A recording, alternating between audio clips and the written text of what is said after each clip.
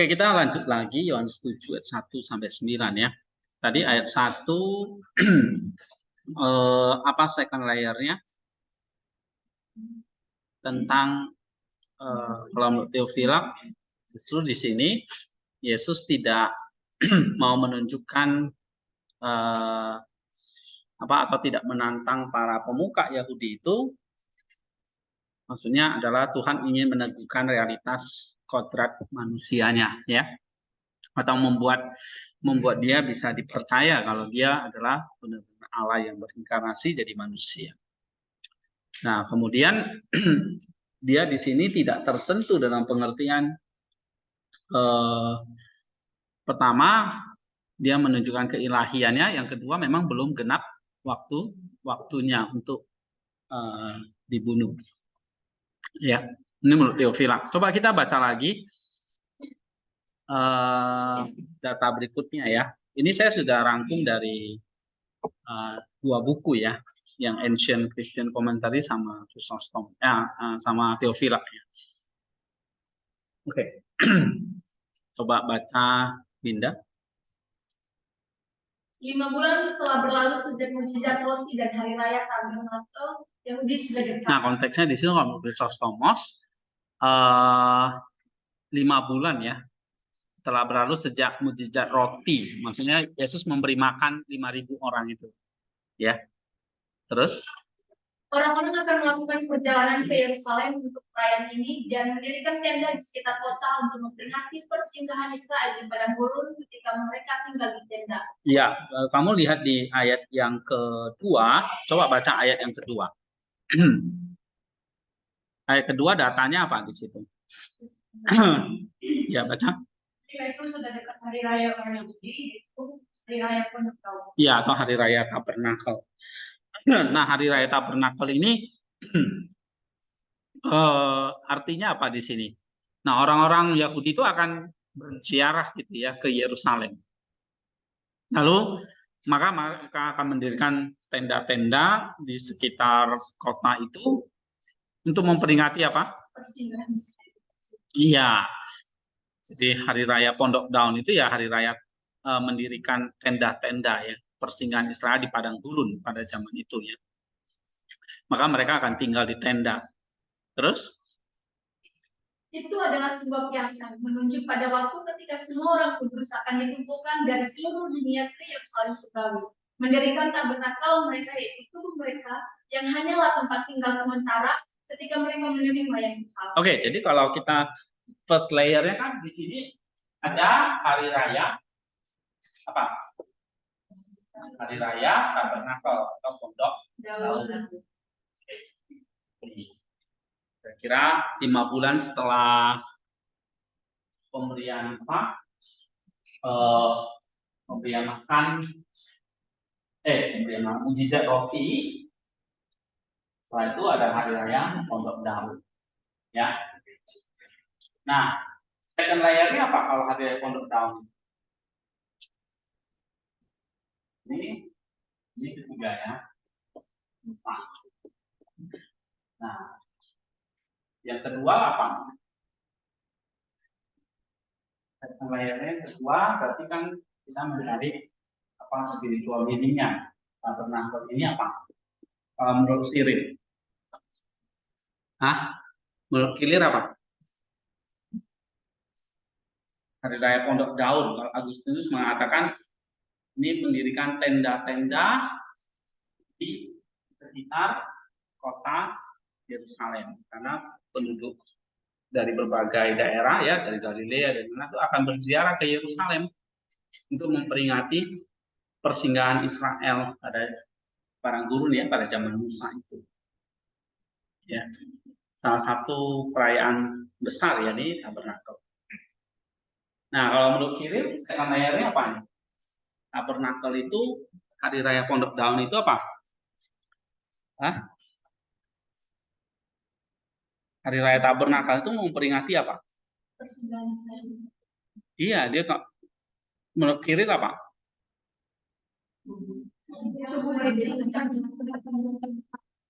Iya, jadi ini memperingati bahwa ada tabernakel, itulah menunjukkan tubuh mereka akan dikumpulkan nanti di ke Yerusalem surgawi. Jadi kenapa mereka itu kok semua ke Yerusalem? Karena ada pemahaman dari bangsa Israel itu bahwa mereka nanti akan berkumpul di Yerusalem surgawi. Ya, gitu. Nah, jadi kalau kita di sini tentu Yerusalem itu bukan sekedar kota. Ya, Yerusalem itu adalah simbol dari kerajaan Allah. Bahwa kita adalah tabernakel, kita memakai tubuh yang sementara, tapi akan menerima tubuh yang kekal. Nanti waktu di Yerusalem surgawi. Nah, that's the second layer. Itu second layernya. Paham nggak? Ya. Apa first layernya? First layernya apa? Nih, Fitri. First layernya apa?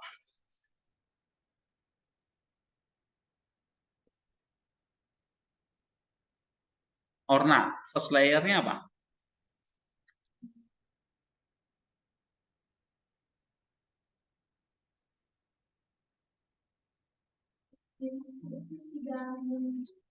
Boyman. First layernya apa? First layer, layer pertamanya apa? Lapisan pertamanya apa?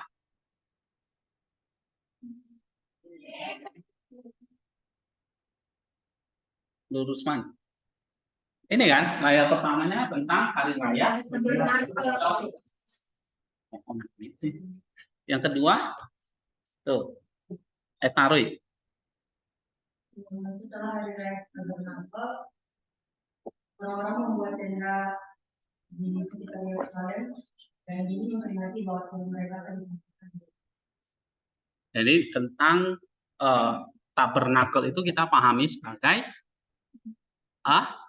bahwa tubuh tabernakel itu kan tubuh, tenda itu maksudnya ya kita, kemah tubuh sementara ini nanti akan berubah menjadi tempat tinggal yang kekal atau rumah surgawi. Nah, pusatnya itu di mana? Yerusalem surgawi. Nah, ini kata siapa nih? Kata Cyril. Ya, ini second layernya. Ya. Paham? Jadi first layernya apa? Iya, apa yang ada di teks itu dong kamu baca. Ya. Second layernya. Jadi kalau memperingati hari raya Tabernakel itu maksudnya apa? Iya, ini satu kiasan atau satu tipologi bahwa kita yang adalah tabernakel, tubuh kita yang sementara ini atau tabernakel itu artinya tenda. Ya, kayak gitu loh, mana? Nggak ada ya di sini. Kayak tenda-tenda yang sementara. Tapi akan ditaruh di Yerusalem surgawi. Ini berarti apa? Tenda yang kekal, menerima rumah yang kekal di Yerusalem. Oke, paham ya? Nah, terus kita baca lagi. Orang Yahudi memiliki 3 hari raya besar. Yang paling penting adalah Paskah. Ketika mereka merayakan penyeberangan Laut Merah dan pembebasan dari perbudakan Mesir. Tuh, itu ada Paskah tentang memperingati perbebasan mereka, ya. Terus yang kedua adalah Pentakosta, ketika mereka memperingati pembebasan dari penderitaan yang dialami di padang gurun, jalan masuk mereka ke tanah perjanjian, dan makanan pertama mereka dari buah gandum setelah hidup selama bertahun-tahun hanya dengan makan mana. Nah, itu Pentakosta. Jadi pesta perayaan panen, ya. Terus untuk merayakan peristiwa ini, mereka akan membawa berkas dan sebagai persembahan buah sulung. Ya, jadi mereka akan bawa hasil-hasil panen mereka, ya. Terus yang ketiga? Yang ketiga adalah Pesta Tabernakel, festival panen yang dirayakan selama bulan Romawi di bulan September.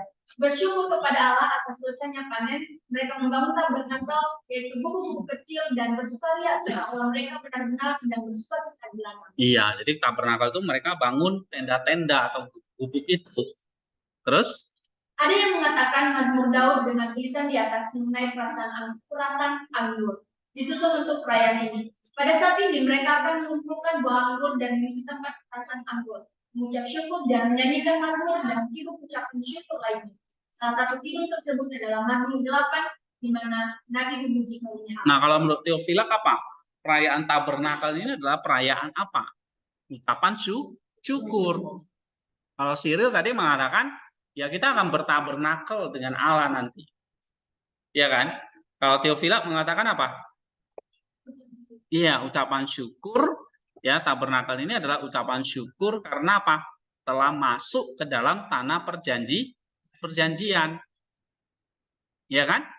Ini adalah satu pesta, ya, bersyukur atas Allah, bersyukur pada Allah atas selesainya panen. Lalu mereka membangun tabernakel, membangun gubuk-gubuk kecil. Oke, ya. Jadi ini satu perayaan yang penting karena sebagai ucapan syukur. Tadi kan saya meetingnya ucapan syukur. Ya, ucapan syukur kepada Allah. Oke, ini menurut Theophilus ya. Nah, terus baca lagi, Theophilus lagi. Di luar makna histori ini, Paskah mewakili persilangan kita dari ketidakpercayaan kepada Tuhan. Oke, Paskah simbol dari tidak percaya menjadi percaya, iman. Terus? Pentakosta merayakan masuknya kita ke tanah perjanjian lain, yaitu gereja di mana kita mencicipi roti ilahi dengan mengambil bagian dalam perjamuan. Oke, setelah iman, terus kita masuk ke dalam perjamuan kudus. Itu Pentakosta. Terus? Kita tidak makan roti ini pada saat kita berpindah dari ketidakpercayaan kepada iman, tetapi harus terlebih dahulu dibaptis. Oke. Dibuat layak oleh pembaptisan untuk berdiri di gereja dengan diinisiasi baru, kemudian kita dapat berkomitmen. Pesta tabernakel menunjukkan kepada kita kebangkitan ketika buah perbuatan kita dikumpulkan untuk tujuan rohani, dan tabernakel tubuh kita dilarutkan pada saat kematian menjadi unsur penyusunan dibangun kembali. Ada penjelasan lain yang lebih spiritual tentang perayaan ini, tetapi biarlah ini cukup. Oke, jadi kalau menurut Theophilus, tabernakel, 3 histori perayaan itu Paskah, Pentakosta, dan tabernakel itu saling berkaitan erat. Apa kaitannya di sini? Ini loh, coba kamu kutip ini misalnya, kamu ringkas gitu.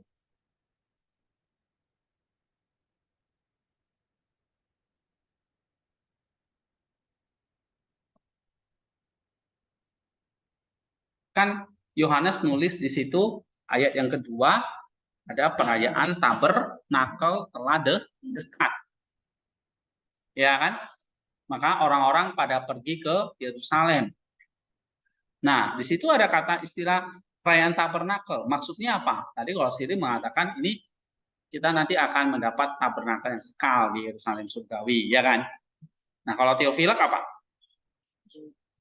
Ucapan syukur. Itu ya itu lebih kepada historicalnya ya. Bangsa Israel bersyukur karena mereka bisa masuk ke tanah Kanaan, terus panen gitu ya. Akhirnya mereka mendirikan gubuk-gubuk di ladang mereka, tinggal di tenda-tenda.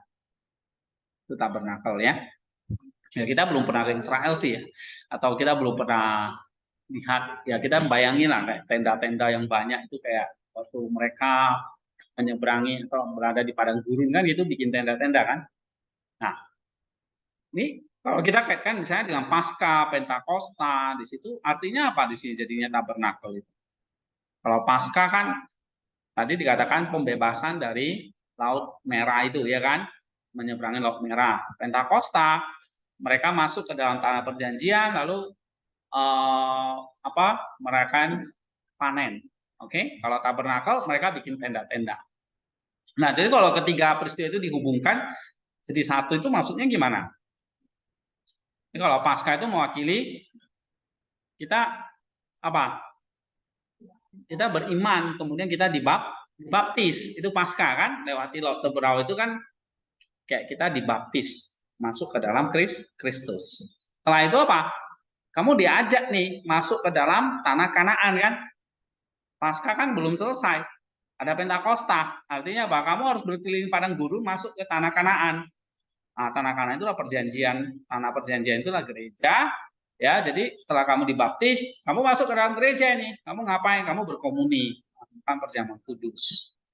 Oke? Nah, tapi nggak hanya itu. Kamu juga merayakan tabernakel.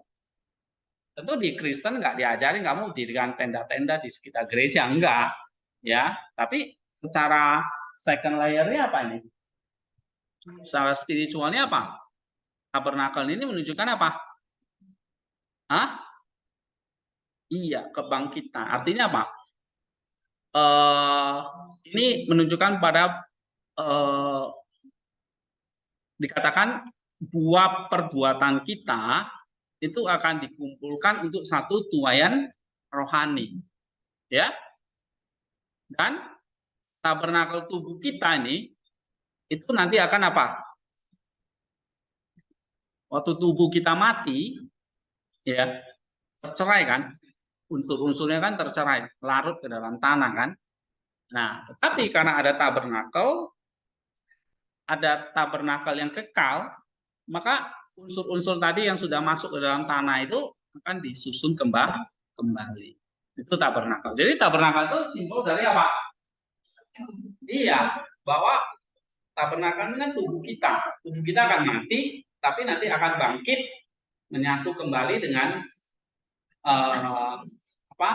Dengan unsur-unsur dari tubuh kita yang sudah mati itu, yang sudah di dalam tanah itu akan disusun kembali, dibangun kembali. Oke, jadi mirip dengan siril ya. Tabernakel itu adalah satu simbol bahwa kita yang sudah beriman, dibaptis, ikut perjamuan kudus, itu nanti akan punya pengharapan apa? Mendapat tubuh yang kekal. Oke, paham? Ya. Jadi kalau ini apa artinya, Gunawan? Ayat 2 ini. Ayat 2 ini apa? Ini. Teofila. Second meaning-nya, second layer-nya.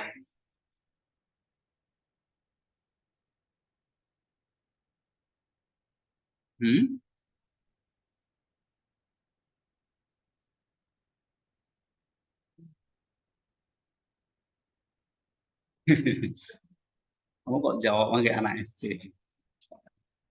Ayo, apa yang tadi saya jelaskan? Jadi tabernakel itu apa? Ada tabernakel itu kan sebelumnya berarti sudah ada Paskah dulu kan? Setelah ada Paskah ada apa? Pentakosta. Setelah Pentakosta baru tabernakel. Jadi tabernakel itu maksudnya apa? Tabernakel itu maksudnya apa? Jadi kita harus tabernakel itu berarti kita percaya dulu, beriman, dibaptis, ya kan?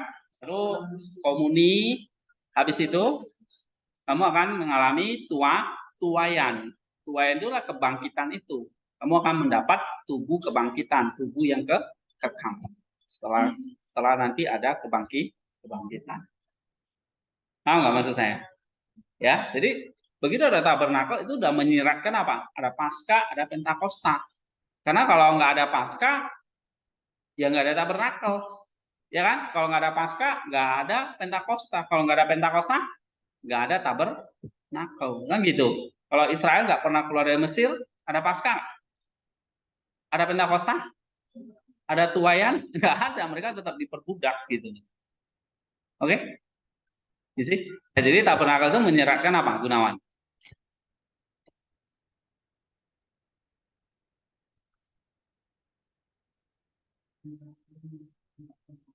Ya, ada Paskah dan Pentakosta. Maksudnya apa itu? Maksudnya Paskah itu menyeratkan apa? Dari yang diperbudak jadi bebas, jadi punya iman, ya kan? Setelah itu apa? Dibaptis. Oke, setelah itu berkomuni, ya. Pentakosta. Oke, ya. Pentakosta itu artinya apa? Berkomuni, ya kan? Kamu diurapi oleh Roh Kudus. Oke. Setelah itu apa? Kamu malah akan punya pengharapan kebangkitan. Tabernakelmu, tubuhmu itu akan dibangkitkan. Sulit ya dipahami? Hah? Enggak kan? Oke, kita baca lagi ya. Ya. Saudara-saudara Yesus ingin dia pergi ke perayaan Tabernakel di Yerusalem sehingga mereka dapat berbagi pusat perhatian dengan dia. Ini menunjukkan kurangnya iman dan pemahaman mereka sendiri tentang siapa dia. Oke, sekarang kita udah masuk ayat 3 nih. Coba baca ayat 3. First layernya dulu. Ayat 3 dikatakan di situ apa?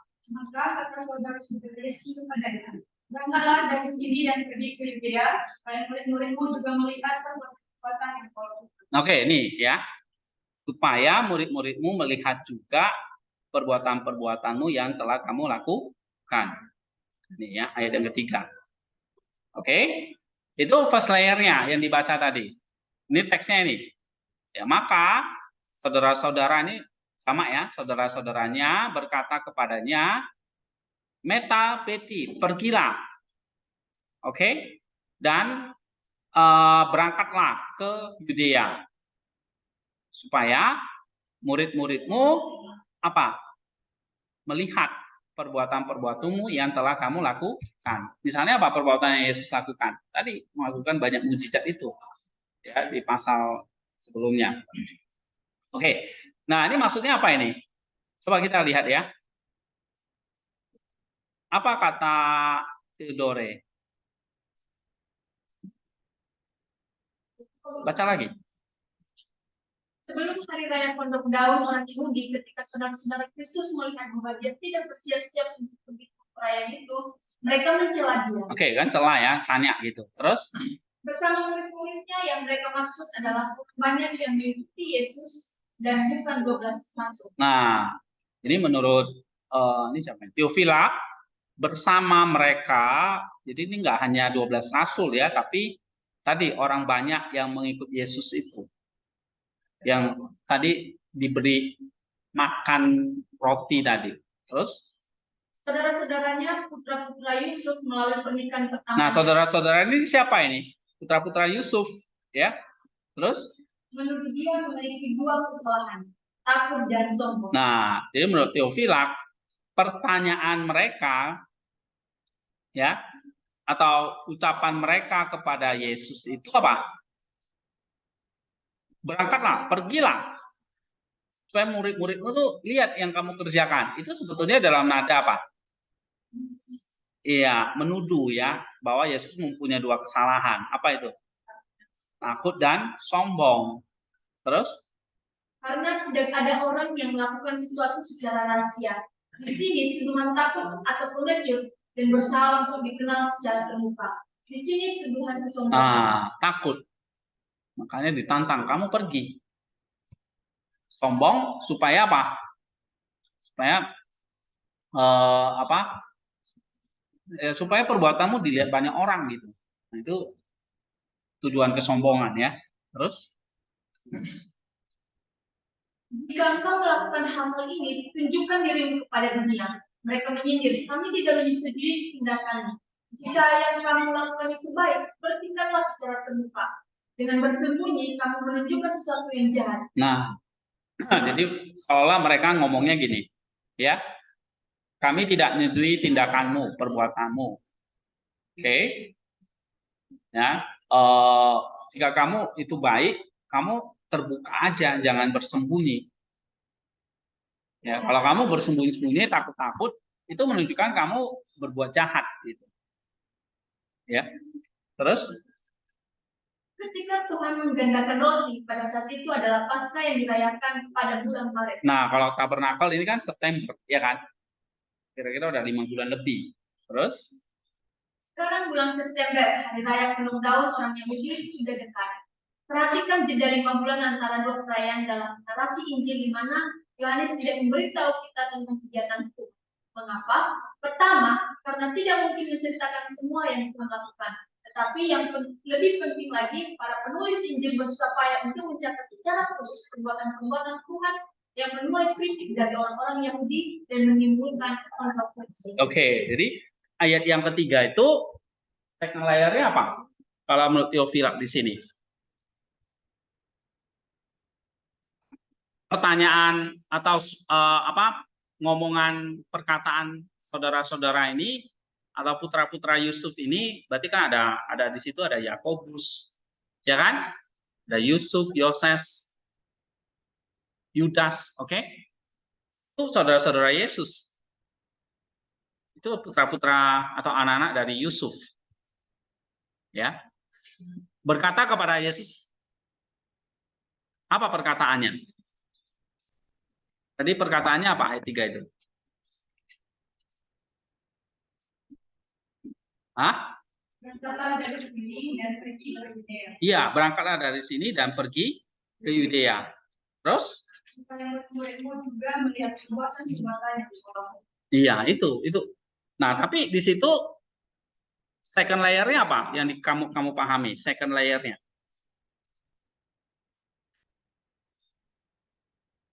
Menurut Teofila.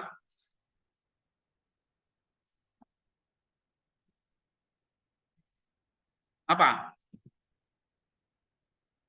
Hah? Ini adalah sikap ketidakpercayaan dari saudara-saudaranya. Ya kan? Sikap ketidakpercayaannya. Terus tuduhan dari para saudaranya bahwa Yesus itu takut dan sombong. Nah, itu. Jadi saudara-saudara Yesus ya, misalnya kayak Yakobus, itu awalnya memang sikap sinis ya kepada Yesus. Ya, walaupun nanti kita tahu Yakobus itu jadi uskup pertama ya. Ya, Yudas ini yang nulis surat Yudas itu juga saudara Yesus. Yakobus ya yang menjadi uskup pertama di Yerusalem. Oke. Kemudian ada Yoses ya kan. Itu ada kisah-kisah hidup mereka. Tapi awalnya sebelum kebangkitan mereka ini ya tidak percaya kepada Yesus. Bahkan menurut dia punya dua kesalahan, takut dan sombong. Terus yang kedua apa? Yang kedua di sini dikatakan apa? Iya. Yang kedua kalau di sini menurut Teofila,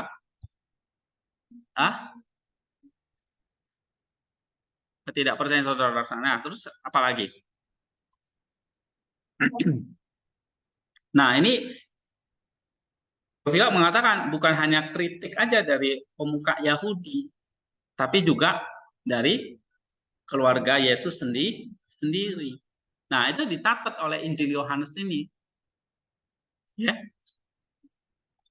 Gitu. Oke, jadi ayat yang ketiga ayat ketiga dan keempat ini adalah tuduhan ya para saudara Yesus bahwa Yesus itu takut. Maka diajak, ditantang nih, ayo kamu pergi. Ya, ayat keempat menunjuk Yesus itu sombong. Maka dikatakan gini, sebab tidak seorang pun melakukan sesuatu di tempat tersembunyi jika ia tidak mau diakui di depan umum. Kalau engkau melakukan hal-hal yang demikian, tampaklah dirimu kepada dunia. Nah, jadi ini ada tuduhan dari para saudara bahwa Yesus itu sombong. Jadi ini takut dan sombong. Ini second layernya gitu loh. Nangkap nggak? Ya kalau muridnya tuh ngomong begini, saudara-saudara ngomong gini, kan ini teksnya ya. Yang kamu tangkap di sini apa?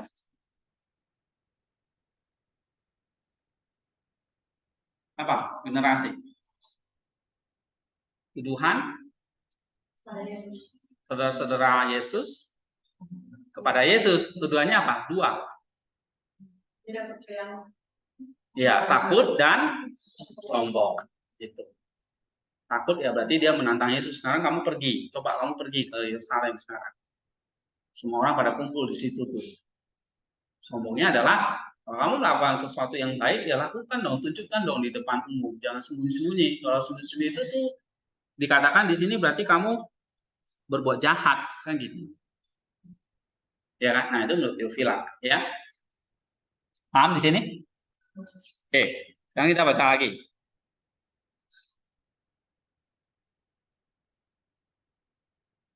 Kita mengagumi kesetiaan para pengurus Injil pada kebenaran. Mereka tidak malu untuk menceritakan kejadian-kejadian yang tampaknya membuat guru mereka menjadi jelek. Iya. Terus? Demikianlah penginjil Yohanes menceritakan keraguan dan kekurangan saudara-saudara. Nah, jadi Yohanes itu juga nggak nutupi ya. Saudara-saudaranya juga ragu sama dia. Terus? Tetapi tidak menyebutkan mukjizat dan ajaran Kristus selama 5 bulan. Oke, jadi antara pasca sekitar bulan Maret sampai dengan Pondok Daun itu 5 bulan, Yohanes nggak menuliskan apapun. Ya, gitu. Terus? Apa penyebab kecurigaan mereka? Mereka iri hati dan karena itu memilih untuk tidak percaya. Nah, kenapa kok mereka mencurigai Yesus atau bertanya ngomong seperti itu kepada Tuhan? Karena jadi ayat 3 dan 4 itu bisa disimpulkan mereka sedang apa ini? Hah? Iri hati dan tidak percaya. Paham? Ya. Ini kata Teofilak lagi gitu.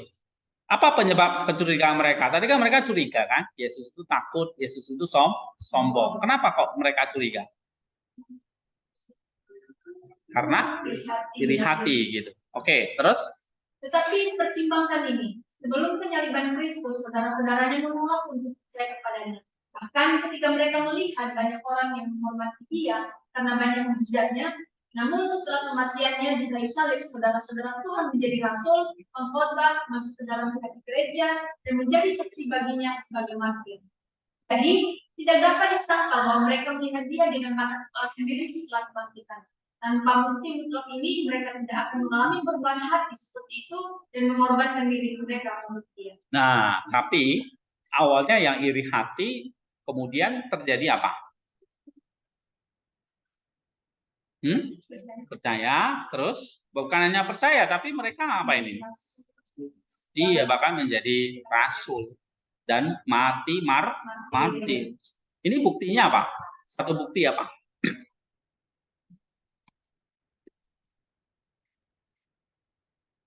Ada yang pertama ini ya, sinis gitu loh dengan Yesus. Sombong lu, takut lu, pengecut lu gitu kan. Tak taunya di akhir hidup mereka malah mati demi dia. Ya kan? Nah, berarti ini apa ini? Pelajaran apa?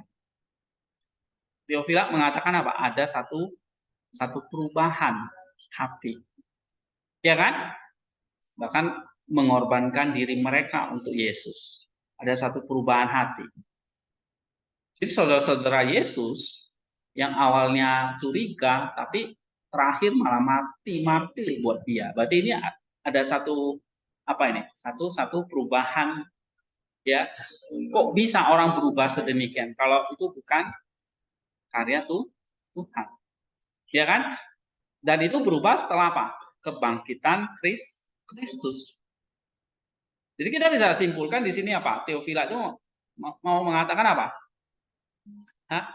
Kebangkitan Yesus itu punya kuasa untuk mengubah orang dari yang tidak percaya, dari yang sinis menjadi pengikut yang setia. Jadi rasul. Oke, you get it? Nah, jadi kalau saya tanya, apa second layer-nya? Nih, kita saudara-saudara Yesus nih. Tadi kan nggak pernah tahu sudah ya. Ini saudara-saudara Yesus. Apa second layer-nya? Coba. Nih. Iya.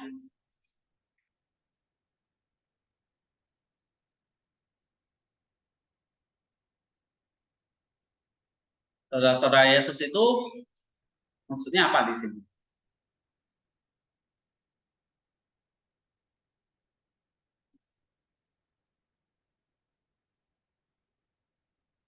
Ayo ngomong sesuatu.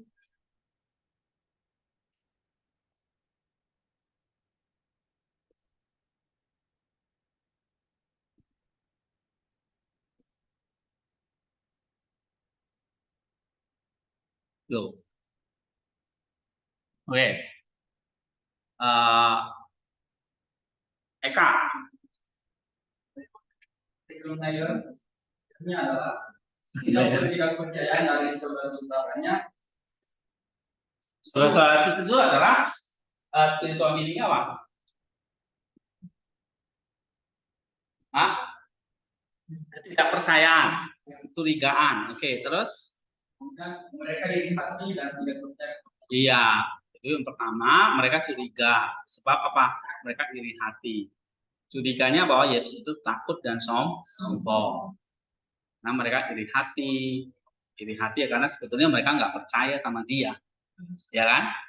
Setelah itu apa? Dan pada akhirnya mereka percaya. Iya, pada akhirnya setelah melihat kebangkitan Yesus itu, ya, yang berkuasa itu, maka bisa mengubah hati mereka menjadi pengikut, jadi percaya, jadi rasul, bahkan mati-mati. Itu yang kamu perlu catat, ya, di sininya. Paham nggak? Oke. Ada pertanyaan nggak? Nggak ada ya? Siap? Udah bisa? Oke, coba. Say something.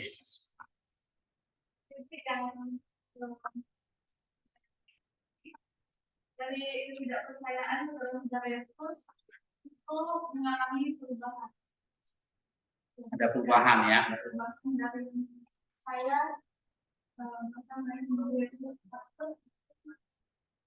mereka setelah melihat kebangkitan Yesus itu mereka menjadi Iya.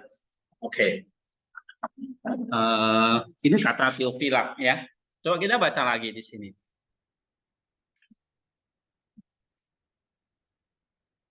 tergerak oleh rasa iri hati, saudara-saudara Tuhan menuju dia pengecut dan sombong.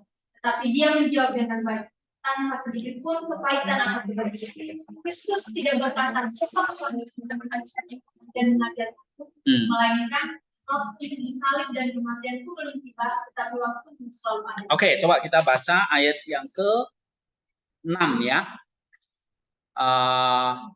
Ayat ke-6, ayat ke-5 tadi sudah ya. Karena di situ katakan saudara-saudara pun sebetulnya tidak percaya kan tadi. Ayat yang ke-6.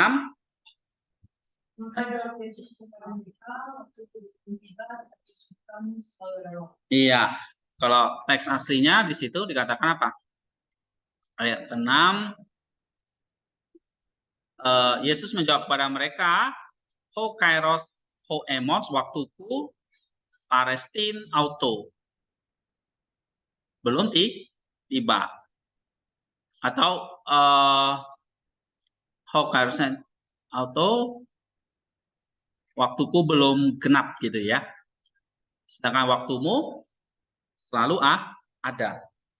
Oke, itu jawaban Yesus. Apa artinya? Ini kan bicara soal waktu, ya kan? Kairos. Nah, apa maksudnya di sini? Ini kan kamu harus cari artinya di sini. Ya kan? Yesus jawabnya, waktuku belum tiba. Tetapi bagi kamu selalu ada waktu. Ya, artinya apa ini? Nah, kamu lihat dong, apa penjelasan Theophila? Pertama apa? Yesus jawab seperti itu menunjukkan bahwa Yesus tidak apa? Tidak membenci mereka. Ya kan? Yesus nggak berkata gini, siapa sih lu? Sok-sok nasihati saya. Gitu. Ya kan? Ngajarin aku. Nah, ini menunjukkan apa? Pertama, Yesus menjawabnya dengan baik, dia tidak terpancing. Ya, atau dia tidak menunjukkan kesombongan dia. Ini kan kadang-kadang kan ada pertanyaan yang suka mancing gitu ya. Ya kan, terus kita gampang sekali terpancing. Gitu. Ya, tapi ya kadang-kadang ya kayak contoh tadi itu di grup ya, kalian baca nggak? Kalian suka ngoceh yang nggak karu-karuan. Ya, saya bilang kamu gitu lagi saya kick kamu. Ya kan? Gitu. Nah itu kan ya terpancing dengan ocehan dia kan. Tapi Yesus enggak, dia nggak akan gini, dia nggak ngomong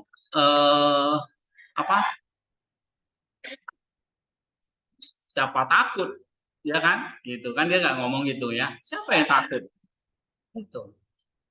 Dia jawabnya justru masalah waktu. Oke?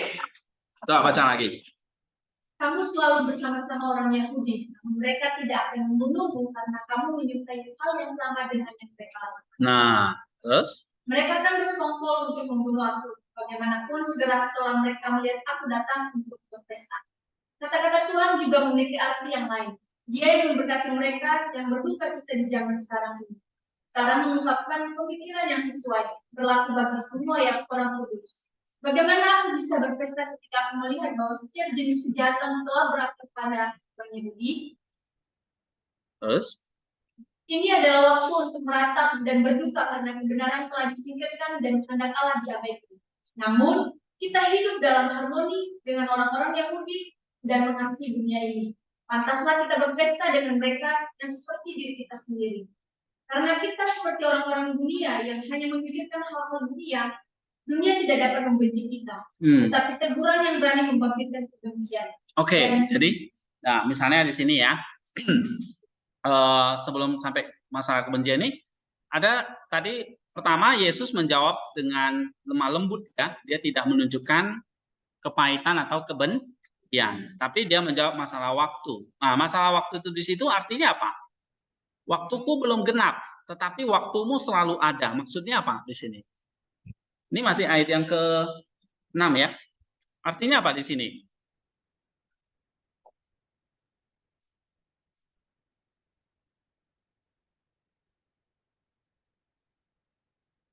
Hah?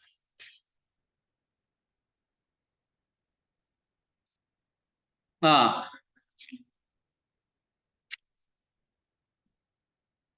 iya gitu ya.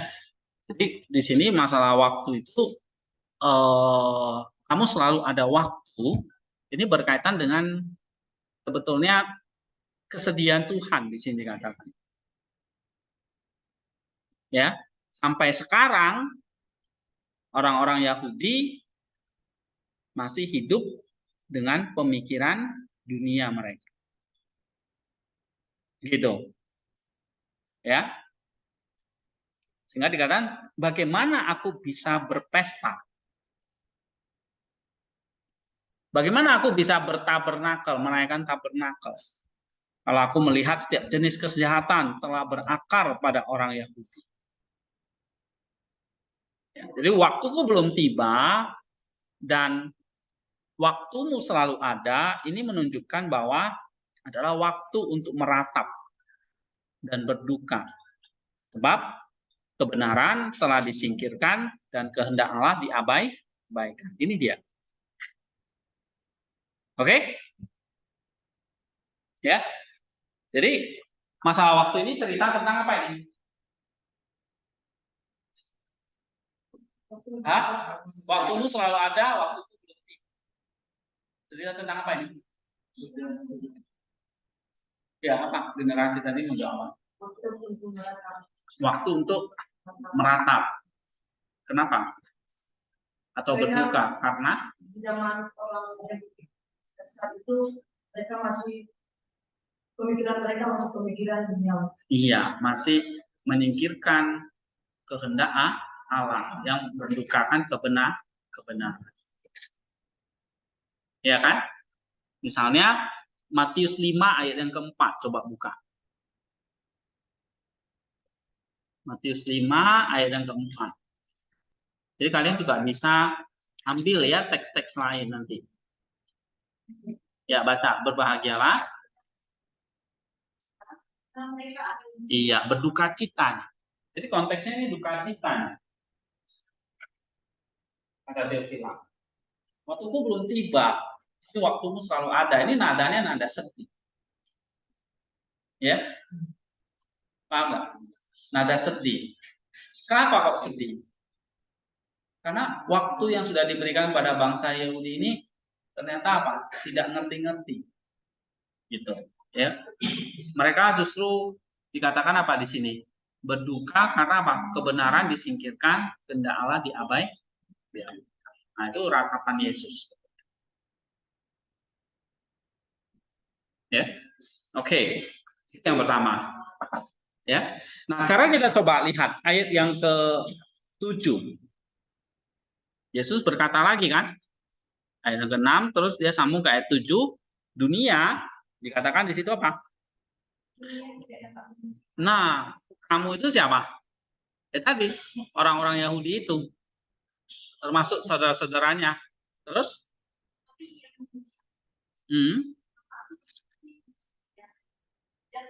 iya, tapi dunia membenci aku sebab aku bersaksi tentang dunia. Apa yang dia saksikan? Bahwa dunia itu melakukan pekerjaan-pekerjaan yang jahat. Nah, artinya apa ini? Ini kan bicara soal dunia. Artinya apa di sini? Coba kita lihat apa kata Theophilus ya. Baca dari sini aja. Namun kita hidup dalam harmoni dengan orang-orang Yahudi dan mengasihi. Nah, itu dia. Ini waktumu selalu ada, itu artinya apa? Kamu hidup dengan harmoni bersama dengan mereka yang mengasihi dunia, itu maksudnya. Terus? Pantaslah kita berpesta dengan mereka yang seperti diri kita sendiri. Oke. Karena kita seperti orang-orang dunia yang hanya memikirkan hal-hal dunia tidak dapat membenci. Nah, kenapa kok dunia nggak bisa benci kita? Ya karena kita bagian dari mereka. Ngerti nggak? Terus? Tetapi teguran yang berani membangkitkan kebencian dan aku menegur pekerjaan dunia. Oleh karena itu mereka membenci. Nah, kenapa kok dunia membenci Yesus?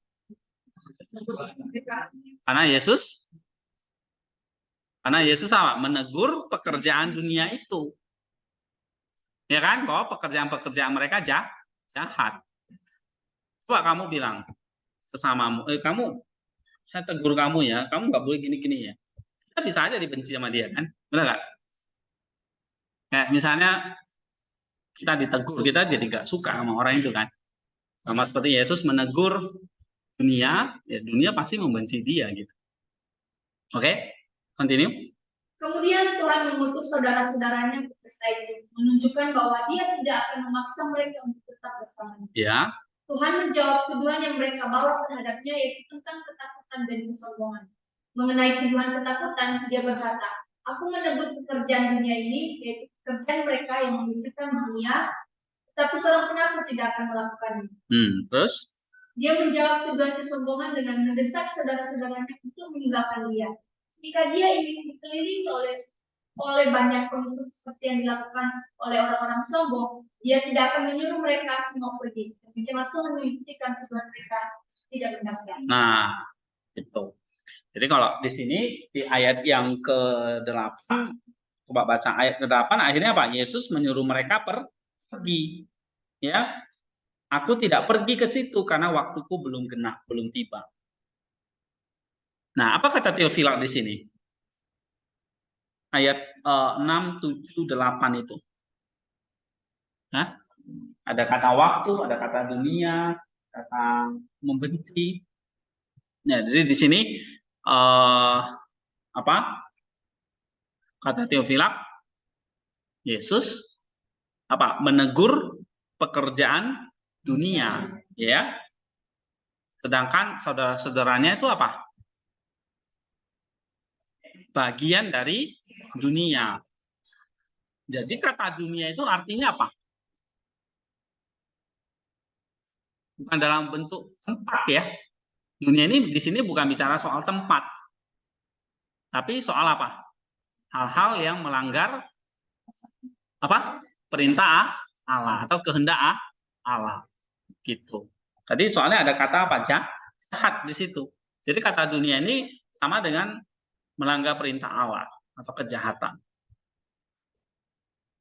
Nah, Yesus menegur orang-orang Yahudi ini karena mereka apa? Hidup di dalam kejahatan atau hidup dalam dunia. Itu maksudnya. Ya. Lalu kenapa kok Yesus menyuruh mereka pergi? Theophilus mengatakan, nah ini untuk membuktikan bahwa dia nggak sombong, dia bukan orang yang suka dikelilingi oleh orang banyak. Ya. Kalau orang-orang sombong itu kan begitu ya. suka pamer gitu, suka action di depan banyak orang, berpura-pura begitu ya. Itu orang-orang yang sombong. Gitu. Nah, justru kalau ayat 8 itu membuktikan, kata Theophilus, Yesus membantah tuduhan mereka, ya. Oke, itu kata Theophilus ya. Coba kita baca lagi di sini. Waktuku belum tiba. Pengertian selanjutnya, baca lagi. Waktuku belum tiba, artinya belum waktunya bagiku untuk menghadapi salib dan kematian. Aku harus hidup dalam daging sedikit lebih lama lagi, melakukan mukjizat dan mengajar, mempersiapkan lebih banyak orang supaya percaya dan menguatkan iman murid-muridku. Karena kematianku belum tiba, aku tidak boleh menyerahkan diriku ke tangan musuh-musuhku. Oleh karena itu, aku belum pergi ke perayaan ini. Nah, jelas nggak?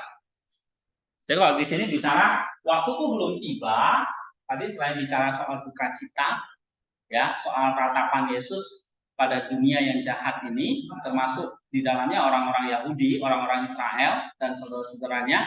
Ini kan ratapan kan, duka cita dia kan. Waktu itu belum tiba, tapi waktumu selalu ada. Ya, waktumu selalu ada. Jadi ya kamu hidup bersekongkol dengan dunia ini, maka dunia itu nggak membenci kamu. Gitu. Ya, jadi ini jawaban Yesus yang sebetulnya tajam gitu ya, menohok saudara-saudaranya itu. Oke. Terus waktuku belum tiba. Yang kedua apa di sini?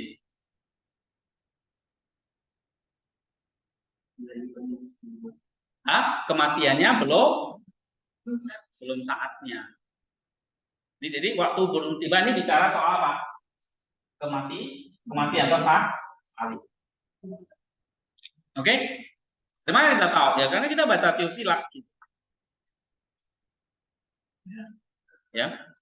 Nah, kematianku belum tiba. Aku belum waktu nih menyerahkan, atau aku belum waktu diserahkan untuk disalibkan. Supaya apa? Aku bisa lebih lama lagi, ya, supaya aku bisa lebih lagi banyak melakukan mukjizat, mengajar, mempersiapkan, menguatkan murid-muridku. Oke? Ya, jadi mah paham? Itu kata Theophilus. Kita baca lagi. Yesus tidak mencari jenis kemuliaan mereka sehingga dia memberitahu mereka bahwa waktunya belum tiba untuk kemuliaan semacam itu atau kerendahan hati yang dia tahu akan datang. Iya. Saudara-saudaranya marah pada tegurannya seperti yang kita lakukan ketika kita didisiplinkan. Tuhan tidak mau langsung menampakkan dirinya di perayaan itu secara terbuka karena sekarang bukan waktunya berpesta. Dia menegaskan kembali bahwa waktunya belum tiba karena pada pasca berikutnya dia akan disalibkan. Terus? Dia juga tahu bahwa dia sedang meresmikan pesta abadi yang tidak akan terbatas pada satu hari saja. Iya. Oke, ini artinya apa? Kalau misalnya tadi Theophilus mengatakan waktuku belum tiba, makanya di ayat 9 dikatakan demikianlah katanya kepada dan ia pun tinggal di Galilea. Dia tidak jadi pergi ya. Jadi artinya dia mau tinggal lebih lama bersama dengan muridnya. Kalau menurut Agustinus apa? Agustinus melihatnya apa? Yesus tidak mencari jenis kemuliaan seperti yang dunia cari. Ya. Jadi di sini dia menekankan apa? Agustinus melihatnya apa? Kerendahan hati yang dia tahu akan datang. Ya. Jadi bukan kemuliaan seperti dunia. Nah, kalau Kiril dari Alexandria apa? Dia katakan saudara-saudaranya marah pada tegurannya seperti yang kita lakukan ketika kita disiplinkan, ya. Terus Apollinarius dia katakan apa? Iya. Ya bukan waktunya Yesus berpesta nih. Ya, kalau Chrysostom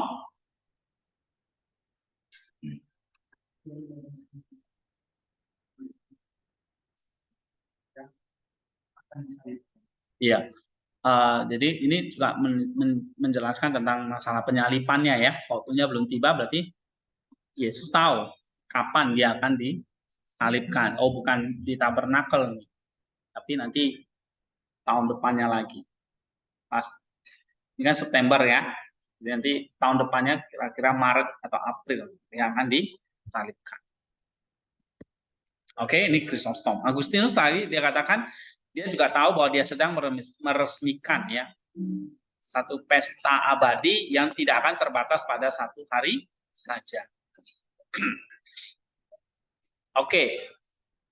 Nah, itu beberapa contoh ya. Ini kan sampai ayat 9 doang. Jadi kita bisa baca lagi di ayat yang ke 10 ya.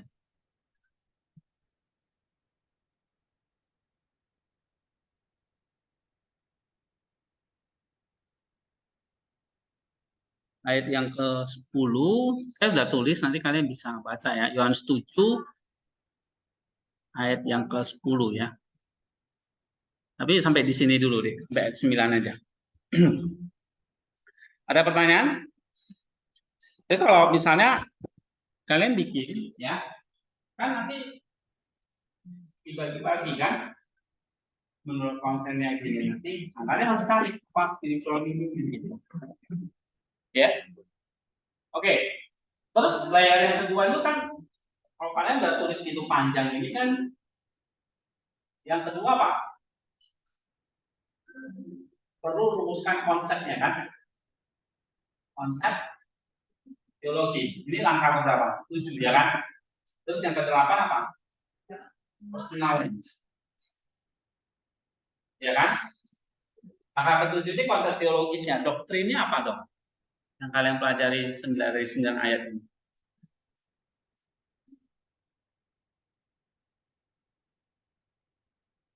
Atau ringkasannya gitu ya. Konsep teologisnya. Tema utamanya apa? Temanya apa? Lalu poin-poinnya apa? 1, 2, 3. Ya kan? Terus personalnya ini kan apa yang kalian refleksikan di dalam hati ya kan? Jadi saudara-saudara Yesus itu juga kayak kamu. Ngerti ya? Bukan hanya Yakobus saja. Kita juga kayak saudara-saudara Yesus. Nah, itu masuk dalam personal nanti. Oke. Tapi sebelum ke situ, konsep teologisnya apa? Apa yang bisa?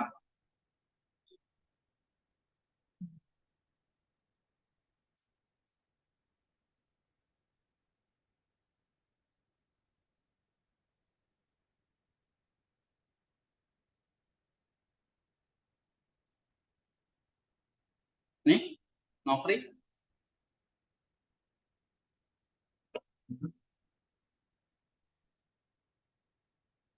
Atau yang online ini bisa? Rosmini.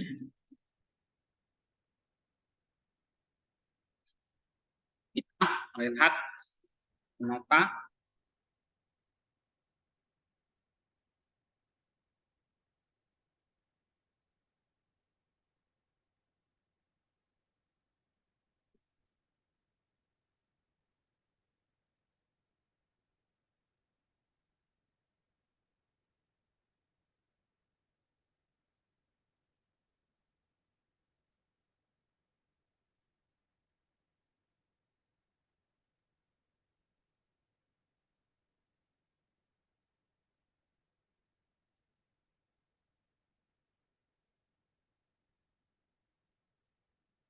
Kok diam? Misalnya apa? Jadi ini tentang apa? Temanya apa? Ini tentang apa?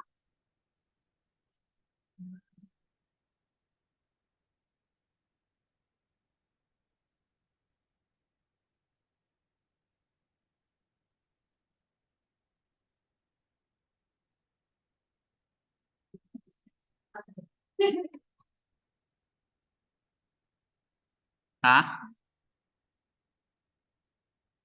Tentang apa ini? Tabernakel kah? Perayaan tabernakel kah? Tentang waktu? Hah? Waktu? Apa? Oh. Oke, tentang tabernakel ya maksudnya. Tapi kan ini misalnya kalau kita lihat di sini ya, kita juga bisa bahas tentang mau tema apa? Tentang ketidakpercayaan murid-murid, ketidakpercayaan saudara-saudaranya kan, the unbelievers of Jesus brothers, bisa tentang waktu, bisa ya tentang apa? Hah? Persiapan tabernakel. Persiapan apa dong? Kematian atau apa? Hah? Persiapan apa, Pasah? Siapa dari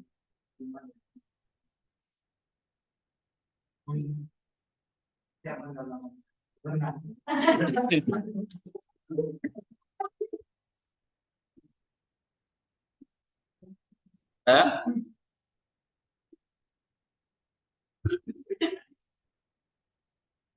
Oke. Jadi kalau 1 ayat 9 itu kita belum bahas 10 ya. 10 memang nanti Yesus itu memang berangkat ke situ. Ya, dia juga pergi ke Yerusalem tapi diam-diam gitu. Ya. Jadi kan kalau kita di luar kalau sudah masuk itu paling paling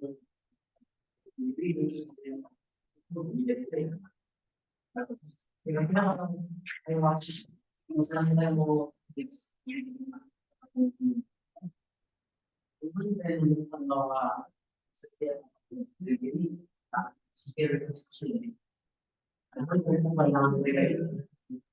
Iya, kalau sama mereka saling nyontek dong. Ya kan? Ya pastilah ya. Pemikiran itu pasti bisa berbeda-beda. Tapi kan di situ justru memperkaya kita ya.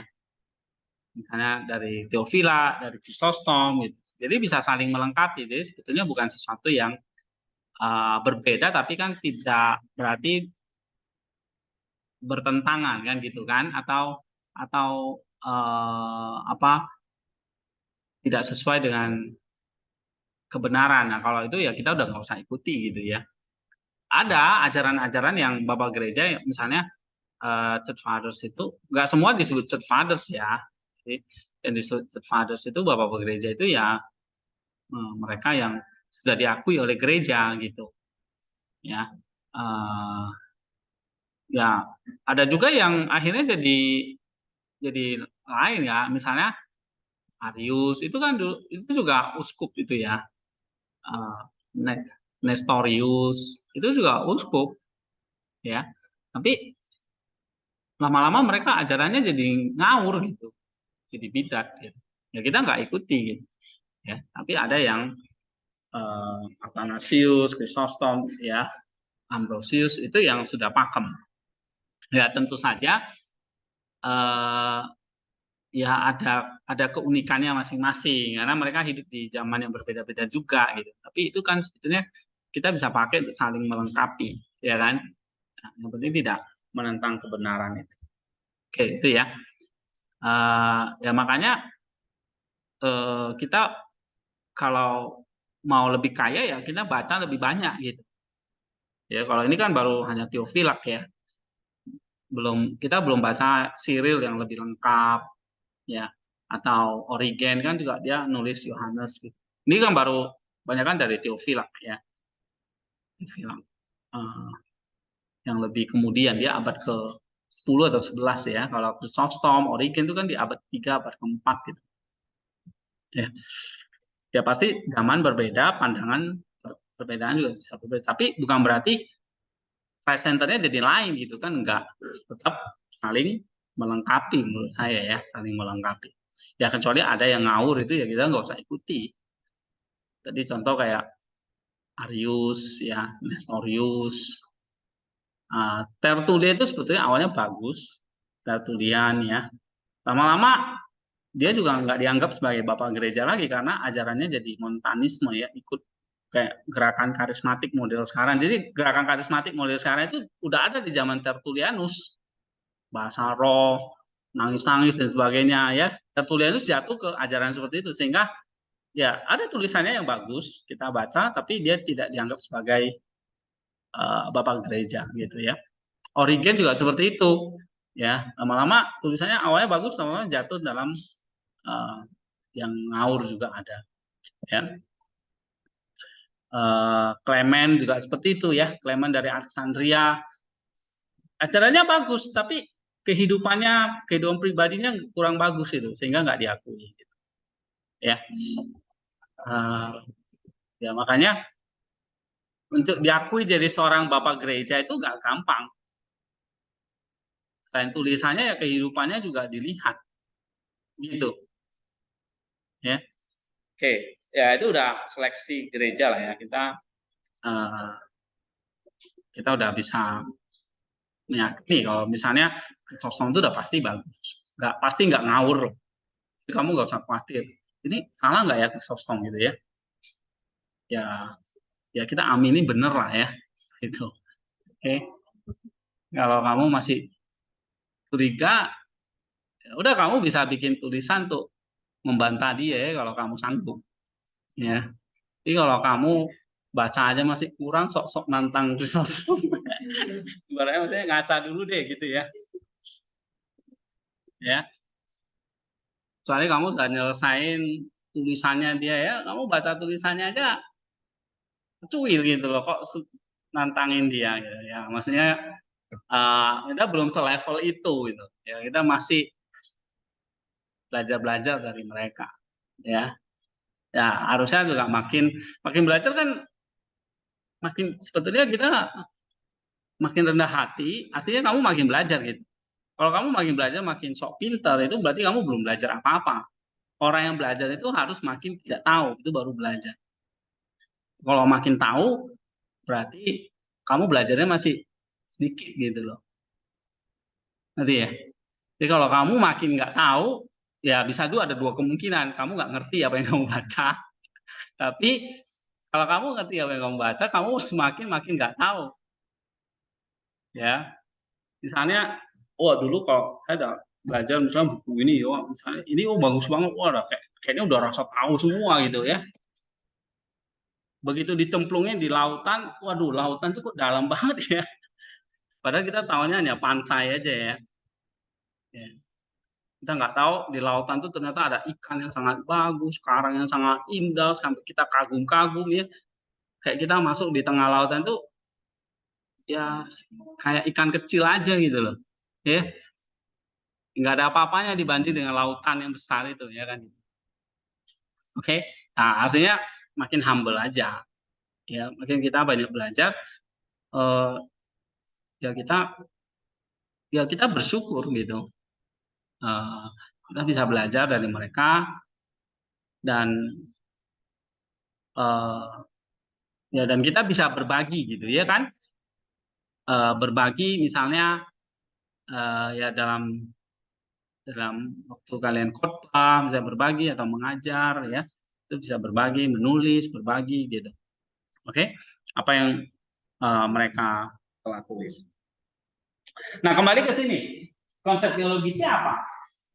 Misalnya kalau dilihat ini kalau sampai ayat 9 doang, ini kan intinya ke apa? Ke pertanyaan atau ke dialog antara Yesus dengan apa?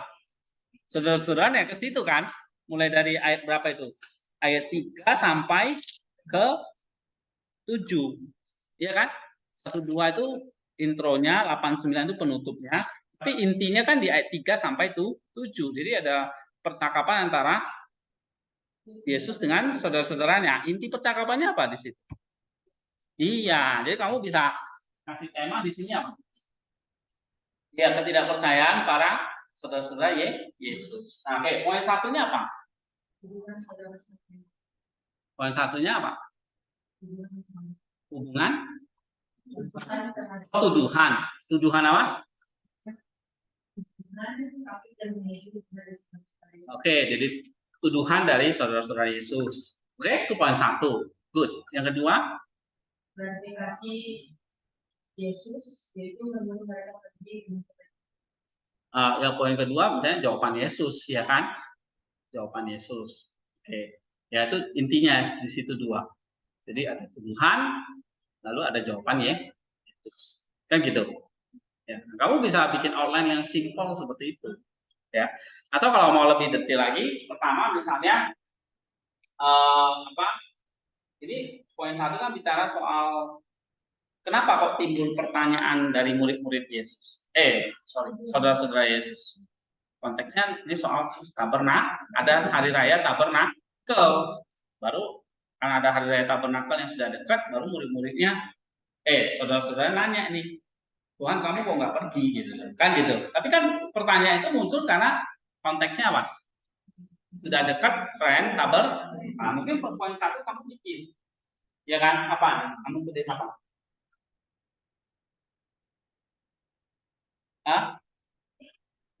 Perayaan tabernakel, nah, misalnya yang dekat, yang sudah dekat, oke? Ya kan? Ayat 1 dan 2 itu kan? Nah, atau mungkin sebelum perayaan tabernakel itu Yesus tidak kemana-mana nih, masih di Galilea, ya kan? Nah, itu poin 1. Jadi Yesus masih di Galilea. Padahal perayaan tabernakel sudah dekat. Orang Yahudi tahu perayaan tabernakel itu pasti bukan di Galilea, pusatnya di mana? Harus ke Yerusalem. Jadi nggak ada orang yang dirikan tenda tabernakel di Galilea, nggak ada. Apalagi di Purwokerto kan gitu kan. Adanya di Yerusalem, ya kan? Nah, makanya saudara tanya, loh kok kamu masih di sini? Kok nggak pergi ke Yerusalem? Padahal bentar lagi Pondok Daun nih, kan gitu. Jadi pertama misalnya latar belakangnya ya kan, Yesus masih di Galilea, padahal perayaan semakin dekat. Oke, kira-kira ini ya, nanti kalimatnya disusun. Yang kedua apa? Baru pertanyaan atau tuduhan dari para saudara-saudaranya. Itu apa? Takut dan sombong. Baru poin yang ketiga, jawaban Yesus. Baru yang keempat, penutupnya, ya kan? Jadi pembukanya tadi Yesus tetap di Galilea. Penutupnya Yesus menyuruh mereka pergi ke Yerusalem. Oke? Coba ulangi. Bangsa Israel itu pintar karena sering mengulangi gitu ya. Jadi kalian perlu mengulangi. Boyman, ayo ulangi. Poin apa? Temanya apa? Nama poin-poinnya.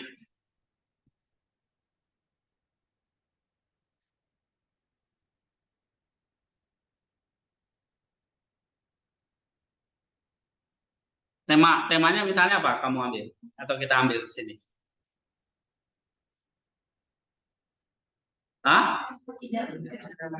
Oke.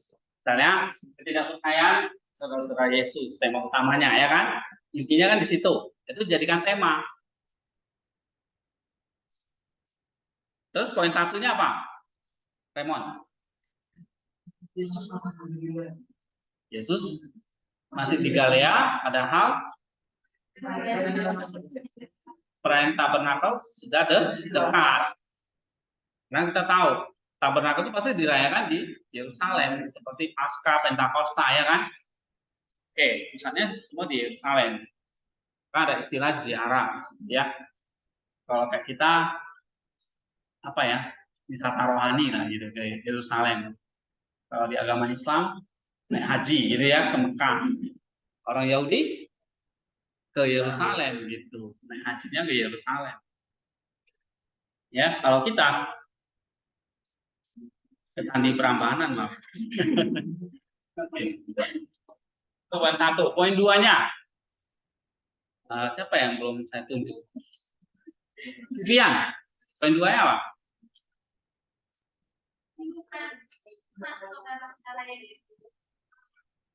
Oke, tujuan saudara-saudara Yesus kepada dia ya kan? Misalnya tadi takut dan sombong. Oke, poin 3. Siapa ini belum?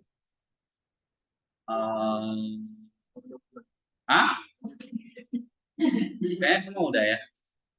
Ya, Orna lah. Apa yang ketiga?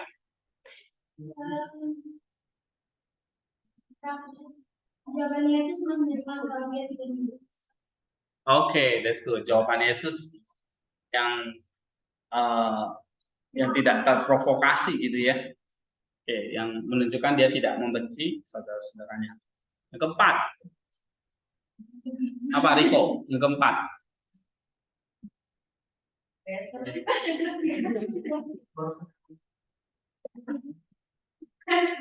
Yang keempat apa? Penutupnya ya kan? Iya. Penutupnya Yesus menyuruh mereka pergi ke Yerusalem. Oke, nah dari teks ini kan kamu perlu renungkan secara personal. Apa yang mau kalian tulis di situ?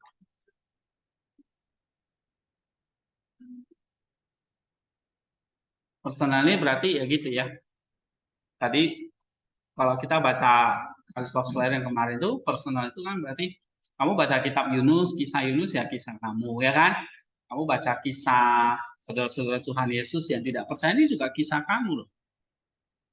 Oke, kamu baca kisah tentang Musa, tentang Yusuf ya, kisah kita. Nah, ini kisah tentang saudara-saudara Tuhan ini, termasuk kisah saya juga kan gitu. Apa yang kamu bisa tuliskan atau kamu pelajari di sini?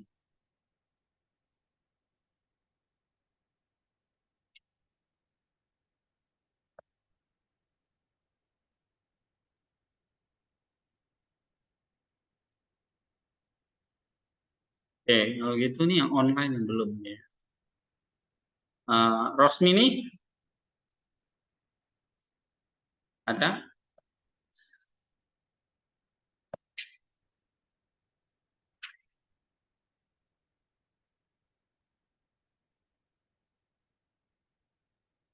Ada. Bisa?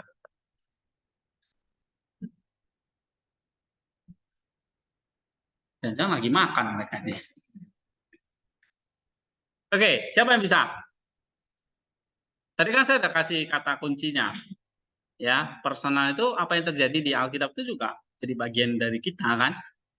Misalnya kisah Yusuf itu juga kisah kita gitu. Kisah saudara-saudara Tuhan Yesus di sini. Kisah kamu juga. Nah, apa Dewi misalnya?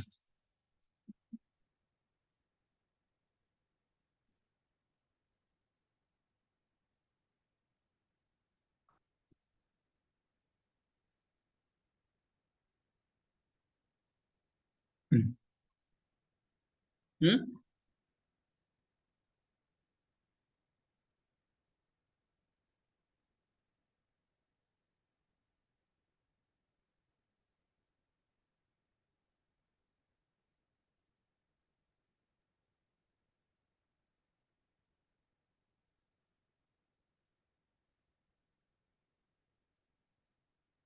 Bisa? Oh, ini Fitri.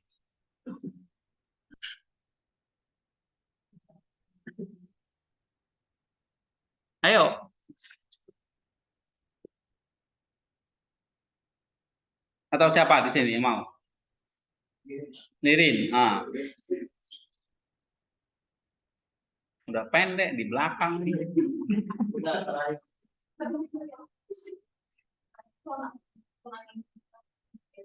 Ya, apa? Karena sih kalau buat saya sendiri, karena saya curiga bahwa Tuhan itu nggak ada di dalam hidup saya. Oke. Karena saya dan saat saya sakit dan tidak sembuh misalnya, nggak ada. Seperti Yesus kita yang mengatakan bahwa Yesus itu takut dan Yesus itu sombong. Ya karena iri hati ya. Iya, iri hati. Bahkan kalau sesama kita juga seperti itu. Kadang kita tidak mempercayai dia bisa memenuhi itu karena menurut kita dia itu tidak bisa. Nah, di ayat ini tuh sebagai personal atau Obedience atau perbaikan dalam diri saya. Belum, ini masih personal. Obedience-nya nanti yang ketiga ini. Ini masih second layer ini. Nanti sabar. Ya, perbuatan yang baik. Ya, oke. Jadi maksud kamu, ya kamu sendiri juga bisa curiga sama Tuhan karena kok kamu curiga atau maksudnya nggak percaya atau apa ini maksudnya? Iya, bisa saja tidak percaya. Oke, kenapa? Kenapa? Ada keraguan tentang bahwa apakah Yesus itu benar ada atau enggak gitu ya. Oke. Kurang ajar juga kamu ya. Yesus mana? Aduh, aku udah tulis banyak bukti ya, banyak saksi, banyak rasul nih, banyak mujizat, tapi kamu masih meragukan aku ya. Oke. Tapi nggak apa-apa, itu jujur ya. Jadi kita misalnya diri mengatakan ya kita bisa jadi seperti saudara-saudara Tuhan yang sikapnya skeptis atau curiga, ragu tentang dia ya kan. Oke, apa lagi? Tapi kalau murid-murid ini jelas ya, karena mungkin mereka tumbuh bareng ya dengan Yesus. Terus Yesus itu kok bisa melakukan banyak mujizat dan sebagainya. Padahal mungkin dia lihat sehari-hari Yesus itu manusia biasa aja gitu. Tapi kok dia dikasih kehebatan ya kan? Kok aku enggak dari gitu. Ya kan? Nah, sometimes mungkin kita akan mikirkan dalam hati kita, ya aku juga gitu ya. Kadang kalau dibanding dengan orang lain, kenapa kok dia bisa? Ya Tuhan kok nggak adil ya? Dia dikasih banyak talenta, misalnya karunia, sementara aku nih kok enggak, biasa-biasa aja gitu ya. Biasa-biasa aja pun nggak apa-apa, ini nggak dipandang lagi gitu kan? Bukan biasa-biasa aja, sangat biasa aja misalnya gitu ya. Sometimes kita bisa mikir, ini sebetulnya nggak perlu Tuhan ya, orang kalau menjadi luar biasa ya harus usaha sendiri, ngapain perlu Tuhan gitu, misalnya gitu ya. Oke, apa lagi?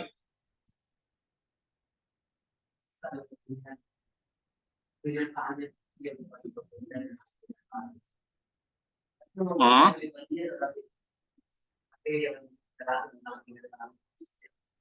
Setelah keluar dari sini, mungkin dari semua menyampaikan perjalanan saya, mungkin malah membahas hal yang terjadi akan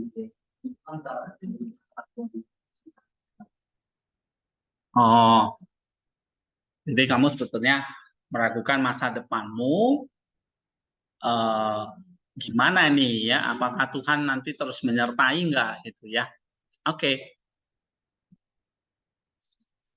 Nah ini yang maksudnya yang kamu perlu pikirkan dari cerita ini, kamu refleksikan dengan personal, ya kan? Benar nggak ada penyertaan Allah? Ya. Kalau seandainya nih, misalnya saya salah langkah, apa sih yang Tuhan kehendaki ya? Dan itu ini kan pergumulan ya semua kita lah ya. Ya selain tadi kita bisa curiga Tuhan itu sebetulnya ada atau enggak sih gitu ya. Kalau ada dia nyertai aku enggak sih kan gitu kan. Kalau dia ada dia nyertai aku enggak, kalau ada belum tentu dia nyertai aku. Saya begitu ya. Nah terus kalau kayak gitu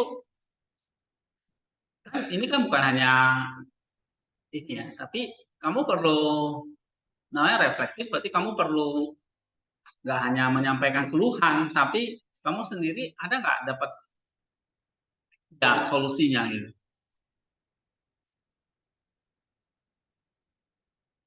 Misalnya kamu mengatakan ya meskipun di tengah keraguan, di tengah ya, tapi saya belajar di sini ya. Saya belajar dari teks ini apa? Kamu belajar apa? Misalnya, para saudara-saudara ini akhirnya mereka mati martir juga kan? Ya kan? Benar nggak? Nah, berarti kamu belajar apa di sini? Proses untuk percaya.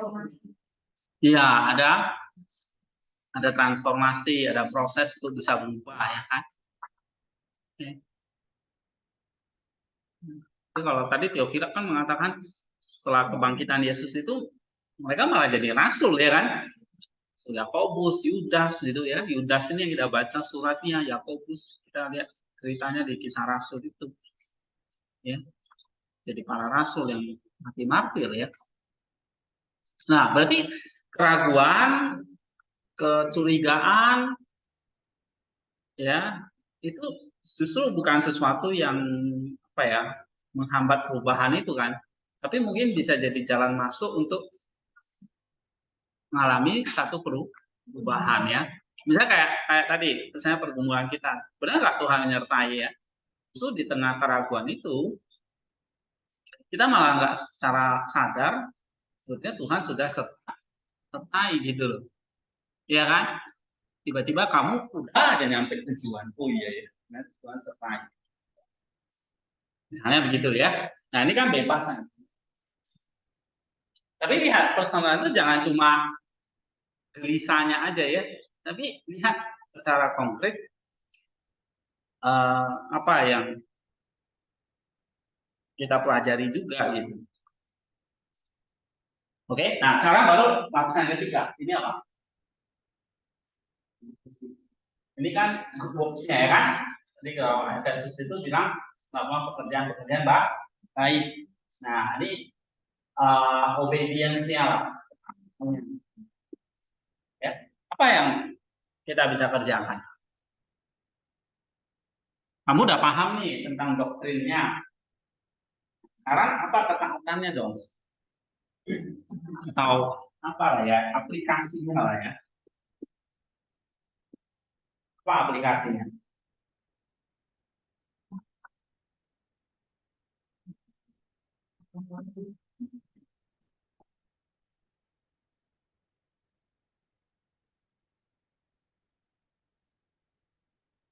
Mungkin yang paling praktis misal kalau saudara-saudara yang di sini kan mereka istilah dalam sekarang disebut Apa? Son dan Julie sama Tuhan Yesus. Mereka iri dan kenapa sih harus Yesus dan kenapa dia nggak pergi aja gitu? Padahal dia juga ngajar orang. Nah, tadi sebenarnya personal saya itu tujuan pasir dan hidup itu saya sendiri. Tujuan aku dan Tujuan itu senang pada saya. Bukan Tujuan dari sini juga itu saya sendiri dan tidak percaya dan sombong itu juga sebenarnya saya sendiri. Nah dari misalnya saudara-saudara Yesus yang tidak percaya sama Yesus, ada satu pelajaran yang bisa saya tarik bahwa terkadang sama kayak saudara-saudara Yesus sudah hidup sama-sama dengan Yesus, ajar bersama-sama dengan Yesus, maka Indonesia, tapi mereka masih ada kebiasaan mematikan yang lekat dalam kehidupan mereka. Iya. Misalnya iri hati, suka duit, suka gitu. Nah, jadi saudara Yesus ini ngajak saya sendiri untuk keluar dari zona nyaman. Zona nyamannya itu apa? Iri sama orang, julid sama orang. Kadang zona nyaman. Iya. Jalan-jalan yang kayak ini. Jadi ngajak kita untuk keluar dari zona nyaman, agar tidak terprovokasi dengan keadaan yang ada. Tapi disuruh berani mengambil tindakan untuk bertransformasi jadi orang yang lebih terbuka lagi untuk sesama, open-minded dan menjadi kasih sama kasih kepada sesama. Iya, jadi open-minded, berani keluar zonanya, itu aplikasinya kan? Ya kan, yang bisa kita kerjakan. Aplikasi itu kan artinya ketaatan yang kamu bisa lakukan. untuk mengatasi iri hati itu misalnya apa aplikasinya? Tadi di Etari bilang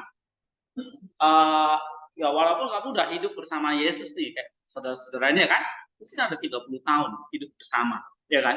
Yesus udah umur berapa waktu itu? Kira-kira ada 30-an dia, ya kan? 30 tahun hidup bersama masih juga iri gitu loh. Luar biasa kan? Gitu. Artinya apa? Apa nih? Karena diajak oleh Eta misalnya tadi Transformasi dari orang iya lebih open minded lah gitu ya. Apa tadi ada satu kata yang bagus, jangan tinggal di zona nyaman misalnya, tinggalkan pikiran-pikiran yang itulah ya, yang iri, yang sempit, oke, terbuka lah gitu. Oke, itu very good. Nah itu yang bisa kita kerjakan ya, good works-nya. Nyambung. Ya, jadi apa yang kamu pikirkan di hati itu kan kalau Paulus bilang kan kemarin apa dalam 1 Timotius itu, 2 Timotius apa? Correction, ya kan? Mengoreksi gitu loh. Oke? Lalu nanti instruction-nya apa? Instruction itu perintahnya. Pak, perintahnya apa yang mau dikerjakan? Ngoreksi apa? Misalnya jelas tadi ngoreksi Eta suka iri hati, suka takut, suka sombong, pikiran sempit dan sebagainya kayak murid kayak saudara-saudara itulah ya kan. Dan kita juga lah di sini. Benar nggak? Nggak ngaku lagi. Ya. Nah, kita tuh seperti itu. Terus itu koreksinya kan. Koreksi kan biasanya di hati. Berarti harus ada tindakan dong untuk memperbaikinya. Apa tindakan untuk memperbaikinya? Nah, tadi misalnya ya kita berani keluar dari zona ngaku kalau kita itu penakut. Pertama mungkin ngaku, ya kan? Kita ini penakut dan sombong. Sukanya nuduh. Sukanya apa? Kritik. Sukanya apa? Pikiran sempit. Sukanya apa? Nah, nggak mau berani melangkah. Hanya tinggal di zona nyaman. Nah, kita harus keluar dari situ. Nah, ini misalnya good works-nya. Oke? Ada lagi?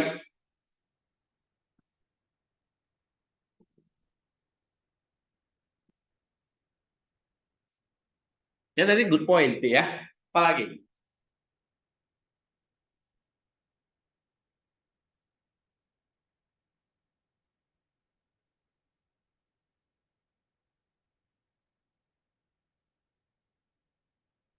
Jadi kalau Theophila bilang saudara-saudara ini ada mengalami namanya satu transformasi, perubahan, ya kan? Nah itu yang kita salut juga kan dari saudara-saudara ini. Gitu. Nah maka kalau kita jadi seperti saudara-saudara Tuhan Yesus, kita juga harus ada transformasinya gitu. Jangan hidup di dalam kepitikan kita ya. Nah ini. Oke, kalau nggak ada, misalnya keempat apa? Kognitifnya. Nah, kan tentu Tuhan waktu kita baca teks ini kan Tuhan ngajarin kita untuk pasti tujuannya endingnya apa? Diserupa dengan Dia kan itu. Berarti analoginya apa? Melalui peristiwa kayak saudara-saudara Tuhan Yesus ini kita diajarin untuk apa? Ya meninggalkan dosa-dosa lama kita. Misalnya tadi sombongan, ketakutan, ya, iri hati, ketidakpercayaan, ya, itu harus kita singkirkan. Nah, diganti dengan apa? Jadi ketidakpercayaan digantilah dengan iman yang tulus kepada Allah. Oke? Kesombongan diganti dengan apa? Kerendahan hati. Ya kan? Terus ketakutan harus berani keluar dari zona nyaman. Ya. Berpikiran luas misalnya begitu. Oke. Nah, hal-hal seperti itu yang dipakai ini seorang murid Yesus ya atau seorang saudara Tuhan adalah orang-orang yang tadi ya mengalami satu perubahan ya dari takut, dari sombong jadi rendah hati, dari tidak percaya jadi percaya. Nah itu anagogiknya gitu sebetulnya. Ya. yang dikatakan tadi berjalan di dalam apa perbuatan-perbuatan baik itu Efesus 2 tadi itu ada langkah-langkahnya, ada step by step kita mengalami perubahan itu. Ya, jadi anagogiknya apa akhirnya?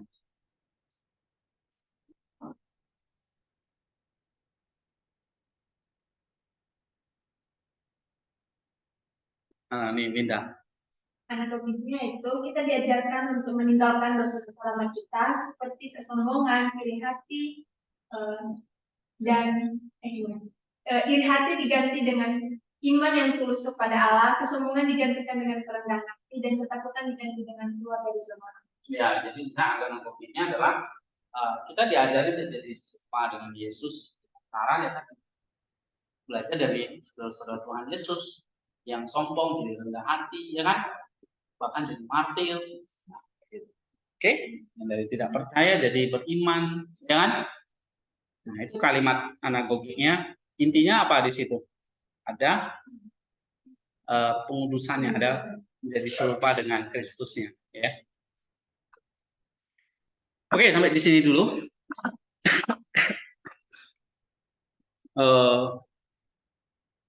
Hari ini, berarti kalau ada pertanyaan lagi, ada jelas?